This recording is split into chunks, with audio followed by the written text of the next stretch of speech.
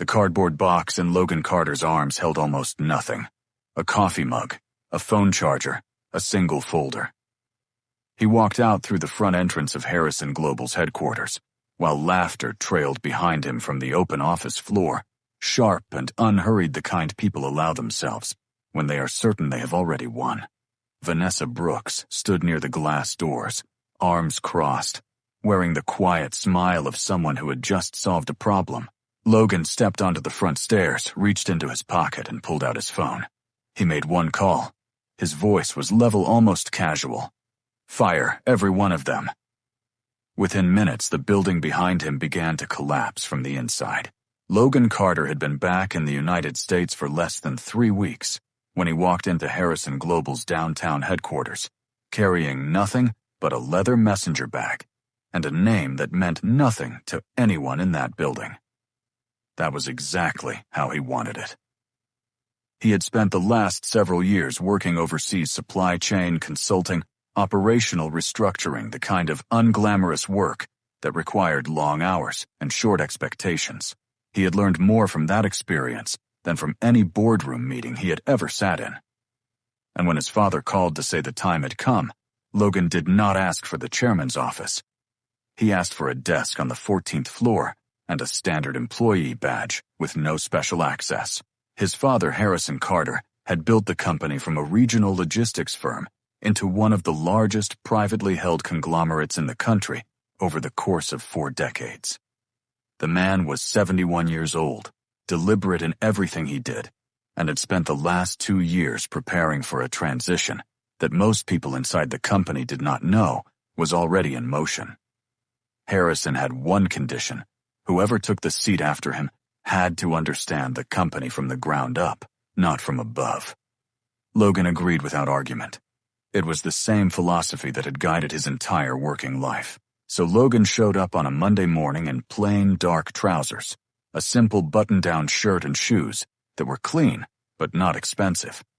He introduced himself to the HR coordinator as a new operations associate on temporary assignment.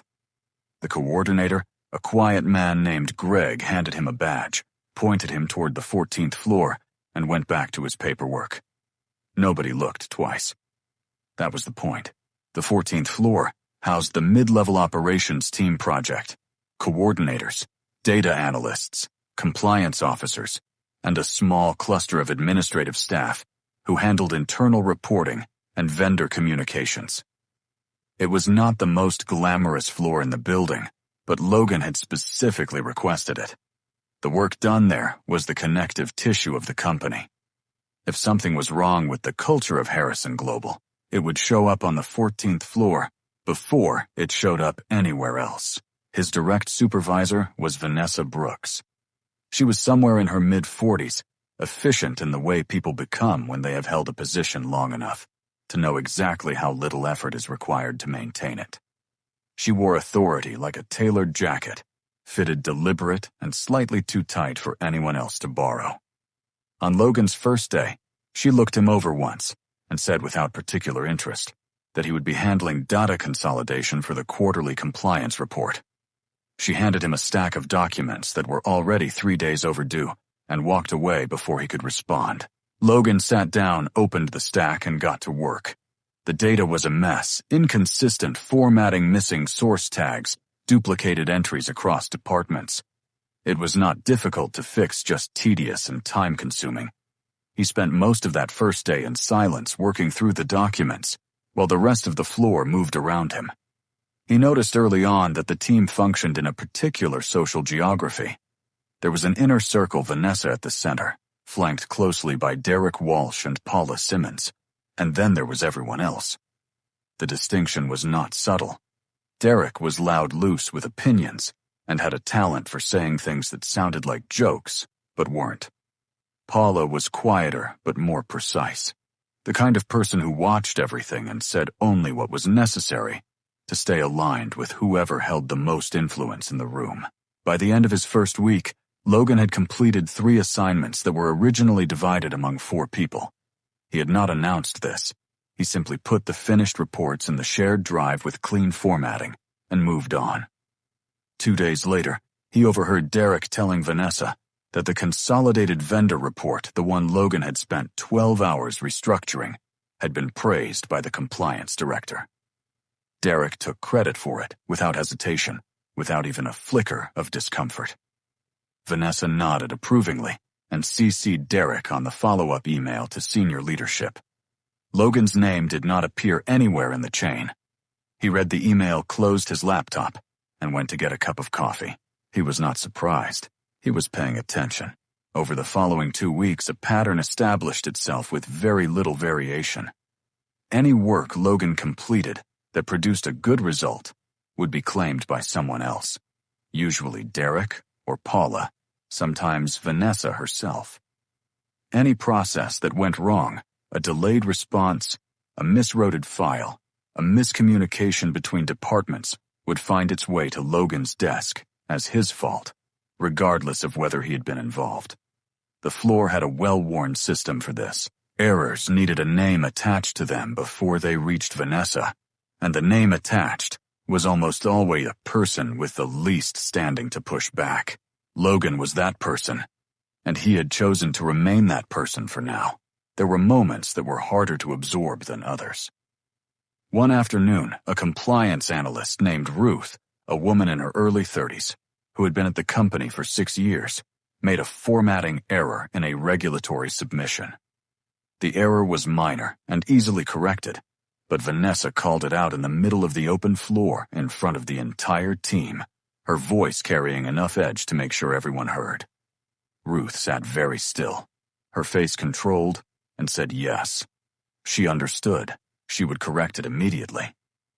After Vanessa walked away, Ruth stared at her screen for a long moment without moving.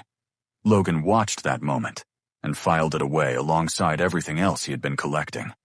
What struck him was not the correction itself, but the way Ruth absorbed it, the practiced stillness of someone who had learned that any visible reaction would be used against her.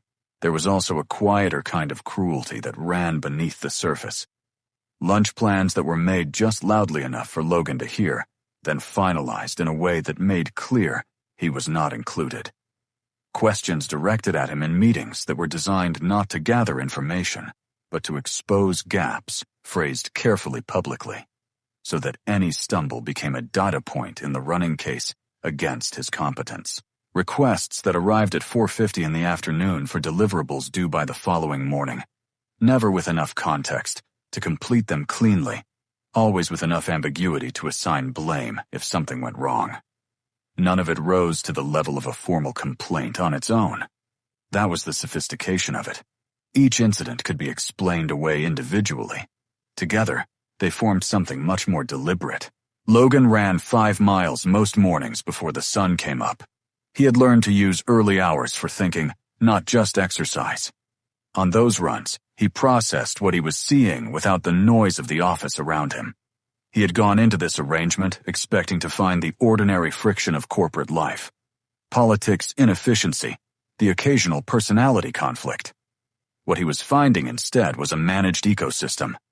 The bullying on the 14th floor was not casual or disorganized. It was institutional. It had a structure, a hierarchy, and a shared understanding among its participants about what was permitted and what was protected. People lower in the hierarchy either participated or stayed silent, because silence was the only form of neutrality the environment allowed. He thought about his father's company, not as a chairman's son, but as someone who had spent years studying organizations and what made them function or fail. A company could have excellent products, strong financials, and a well-regarded brand, while rotting in the middle floor by floor team, by team one, silenced employee at a time. Harrison Global had been built on a different idea. His father had said more than once that a company's real value was not on the balance sheet, but in whether the people inside it trusted each other. Logan had understood that as a principle for most of his life. He was only now seeing what it looked like when the opposite was true. In his 3rd week, Vanessa assigned him to lead the documentation for a sensitive internal data audit. It was more responsibility than anything he had been given before, and he took it seriously. He built the tracking system from scratch, coordinated with 3 separate departments, and had the initial framework ready 2 days ahead of schedule. He shared access with Vanessa and Derek, so the broader team could continue building on it while he completed the final sections. It was a reasonable and professional decision. He would come to understand later exactly how it was used against him. On a Thursday morning, Logan arrived at the office to find Derek and Paula already in Vanessa's glass-walled office. The blinds were drawn, which was unusual. HR Director Sandra Pruitt was also there, seated across from Vanessa, with a folder open in front of her. Logan had barely set down his bag when Sandra stepped out and asked him to come in. Her expression was the practiced neutrality of someone delivering information they did not write. Vanessa stood to the side, arms folded. Derek sat in the corner with the specific